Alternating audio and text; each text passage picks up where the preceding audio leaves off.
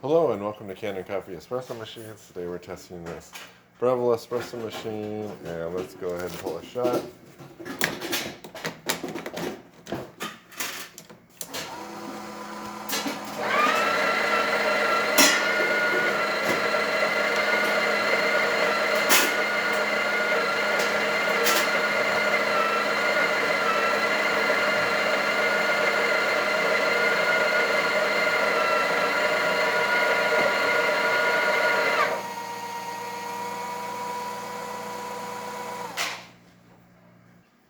All right, let's go ahead and pull a shot.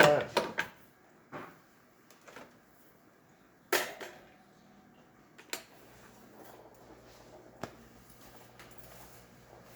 had to bring the grind way down. It was very coarse. It'll probably go a little bit. Let's see what it's like.